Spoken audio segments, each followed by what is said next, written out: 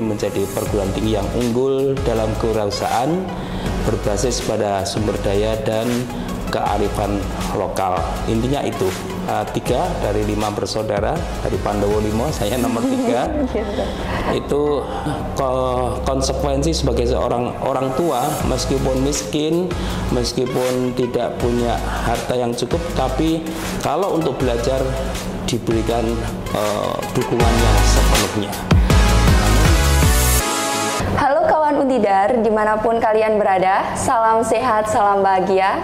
Kali ini kita kedatangan narasumber yang luar biasa, orang nomor 1 di Universitas Tidar, siapa lagi kalau bukan Bapak Rektor Universitas Tidar, yakni Bapak Profesor Dr. Sugiarto, Magister Sains.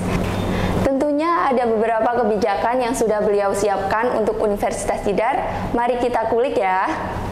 Selamat datang Prof. Selamat datang. Gimana kabarnya Prof?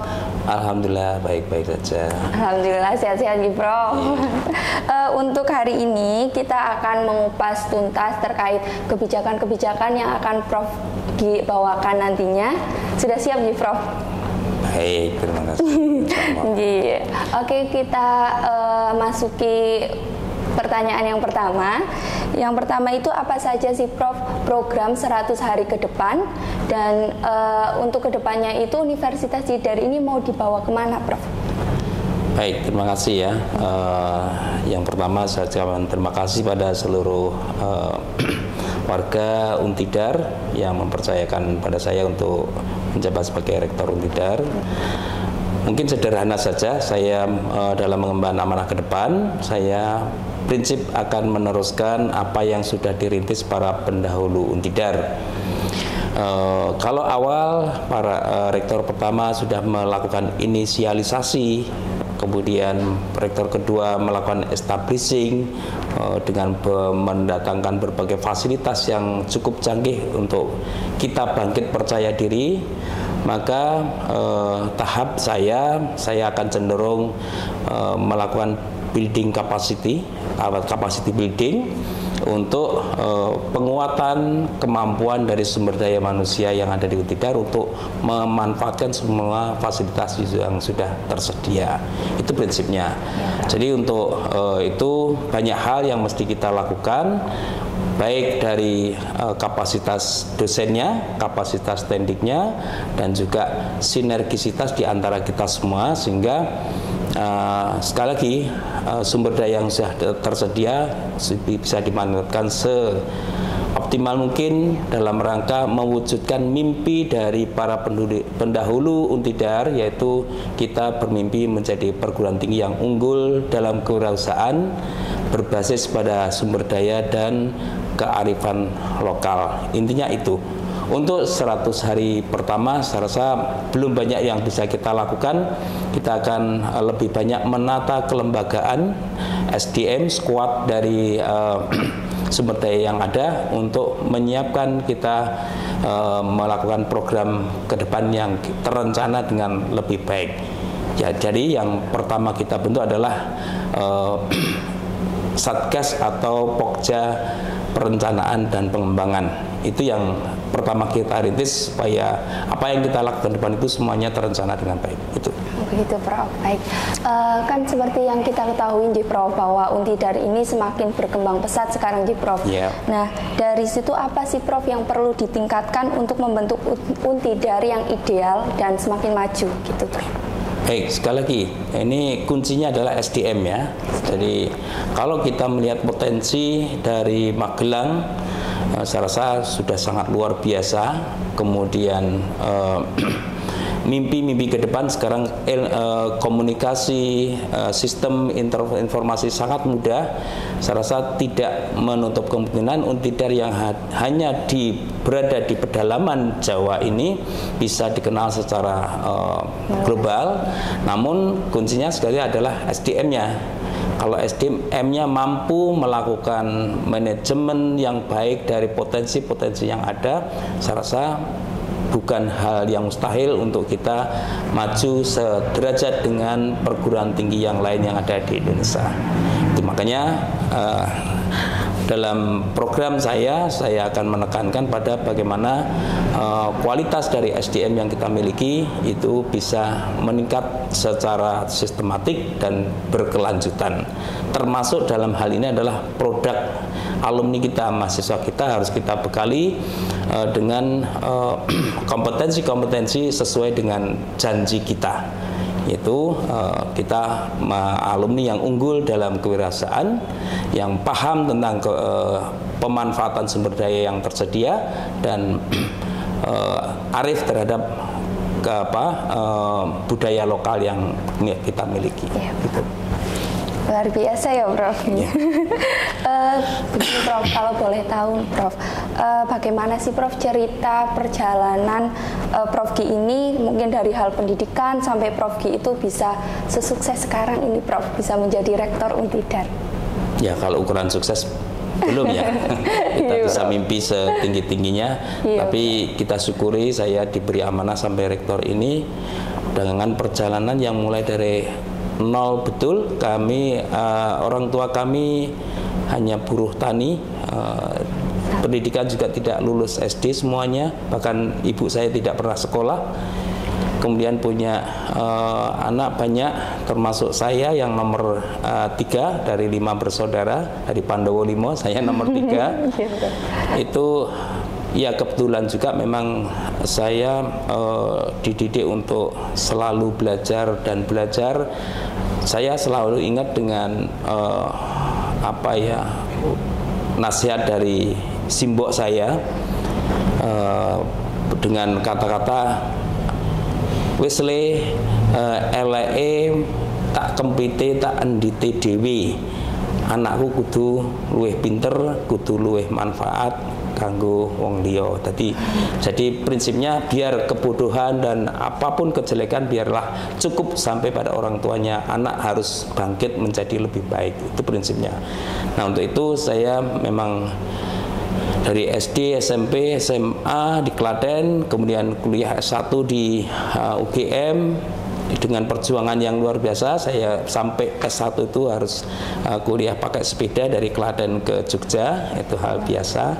Kemudian setelah itu saya diterima di ngajar di UNS. Saya langsung belum ngajar, langsung S2 di ITB dan 2 tahun berkarya di UNS, merintis Fakultas MIPA, ikut berpartisipasi dalam perintisan Fakultas MIPA.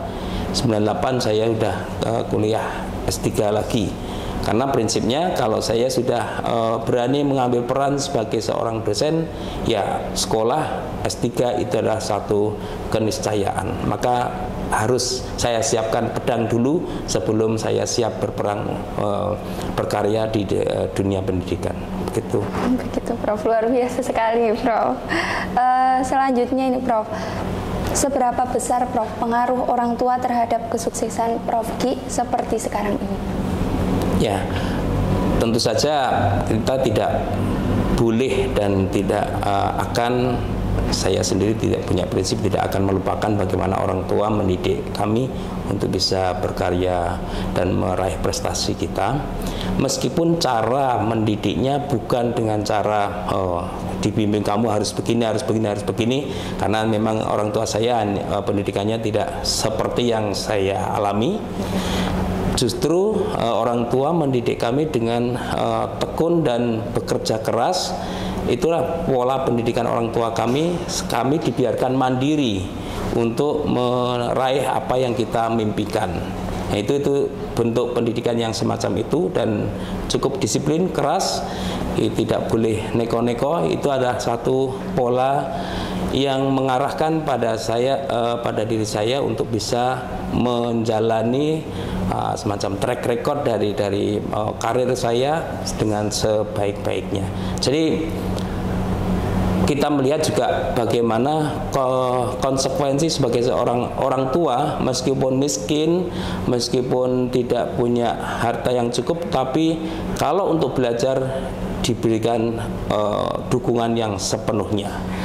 Namun kalau yang di luar jangkauannya, akhirnya ya kita tahu sendiri mulai kuliah kami harus mulai juga sambil bekerja, juga berusaha mendapat beasiswa sehingga kita bisa meringankan beban orang tua. Nah, inilah pola etos yang luar biasa, semangat yang luar biasa dari orang tua itu betul-betul tertanam pada diri saya sehingga membentuk karakter pejuang yang mungkin dikatakan pejuang yang tangguh gitu. Oke, Prof. Kalau dari pihak keluarga Prof, setelah Prof menjadi rektor seperti sekarang, ada tidak Prof pesan dari ibu maupun anak-anak dari Prof? Oke, kalau orang tua jelas sudah tidak ada ya. Jadi kemudian kalau istri, kemudian alhamdulillah saya diberikan istri yang solehah, jadi tidak neko-neko juga apa-apa ya, sami'na wa ta'na. Kemudian juga anak-anak kebetulan juga semuanya nurut, dan sebagai dukungan untuk karir saya memang juga tidak banyak tahu saya bekerja harus seperti apa dan seperti apa, tapi saya didik anak-anak saya memang kebanyakan ke pondok pesantren sehingga tidak terlalu banyak saya bisa berinteraksi secara intens dengan anak-anak, tapi saya percayakan pada para kiai untuk bisa mendidik anak-anak saya sehingga saya bisa lebih merdeka untuk berkarya, berbagi tugas, saya berkarya untuk mencukupi kebutuhan mereka dan mereka berkarya dengan belajar yang sebaik-baiknya, mengikuti para gurunya. Itu yang kami coba bentuk seperti itu. Prof. Nah, Prof tentunya ini sangat sibuk, Prof. Apalagi sekarang sudah menjadi rektor. Bagaimana sih Prof kiat-kiat membagi waktu antara profesi dengan keluarga, gitu Prof? Ya, saya termasuk tipe yang tidak bisa lepas dengan keluarga, tipe orang yang tidak bisa lepas dengan masyarakat. Bahkan sampai saat ini pun saya menjadi jabatan yang saya banggakan sampai saat ini, saya menjadi ketua RW sudah 12 tahun. Ya, nah ini memang harus ada pembagian waktu dan pembagian interest, perhatian yang merata bagi mereka. Meskipun saya tetap fokus pada pekerjaan saya, itu sebagai amanah yang memang harus saya emban. Kemudian untuk masyarakat, meskipun saya selaku ketua RW, ya mereka sudah bisa paham keterbatasan waktu saya. Mereka butuh pengayom saja, jadi saya lebih bisa mendelegasikan tugas-tugas itu pada masyarakat. Untuk keluarga juga demikian. Saya rasa untuk tugas bagaimana mengelola keluarga, anak-anak dan kondisi rumah tangga, mungkin istri lebih dominan karena kebetulan juga tidak bekerja di selain sebagai ibu rumah tangga yang pekerjaannya sudah cukup berat gitu ya. Jadi kita harus berbagi semacam itu. Sehingga saya betul-betul lebih banyak waktu saya fokuskan pada pekerjaan dengan tidak mengabaikan kebutuhan masyarakat, kebutuhan sosial dan juga kebutuhan keluarga. Itu insya Allah bisa kita lakukan bareng-bareng dan itu saling mewarnai, saling melengkapi. Luar biasa, Prof sudah sibuk di kampus, di masyarakat, terus masih bisa berinteraksi dengan keluarga secara maksimal, nih Prof. Kalau misalkan harapan Prof Ki untuk mahasiswa, dosen dan Tendik Untidar itu seperti apa, Prof?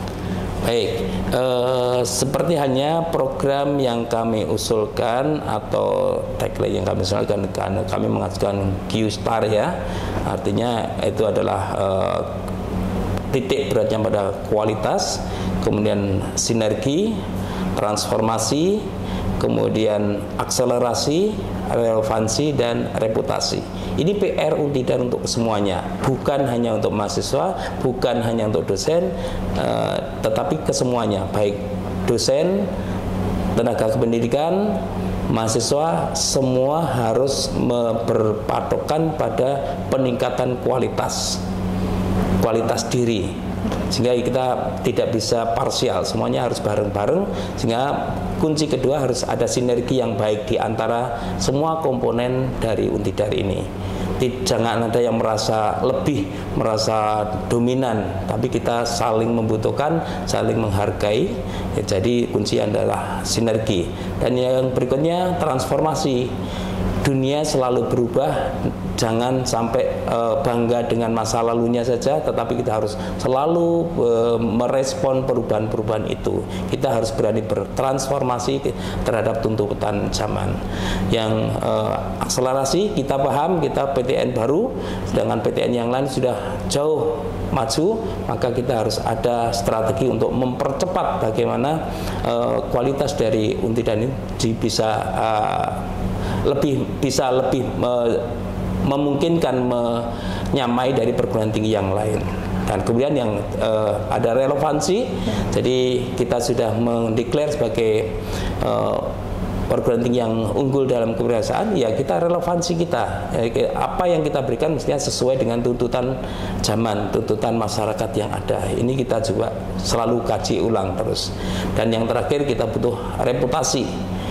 Kita masih mungkin banyak orang yang belum mengenal Untidar, maka kita masih butuh banyak meningkatkan pengenalan diri kita, termasuk mungkin program ini ya, kita mungkin akan lebih dikenal oleh masyarakat eksistensi dari Untidar ini. Jadi kita butuh reputasi, sehingga nanti kita bisa setara, sejajar dengan perguruan tinggi yang lain. Itu semangat kita, kuncinya adalah quality. Kita harus meningkatkan kualitas kita semua saja. Itu menurut saya. Ya, Prof. Begitu untuk pertanyaan-pertanyaan yang sudah kami susun dari tim Prof. Terima kasih Prof Ki. Ini diskusi singkat namun sangat luar biasa. Semoga program-program kebijakan yang ditanyakan dari luar itu bisa terjawab dengan diskusi ini, Prof. Baik kawan Untidar, begitu tadi obrolan santai dengan Rektor Untidar, Bapak Profesor Dr. Sugiharto MSI. Semoga nantinya bisa membawa Untidar lebih baik lagi untuk kedepannya. Sampai jumpa di episode selanjutnya. Wassalamualaikum warahmatullahi wabarakatuh. Dadah.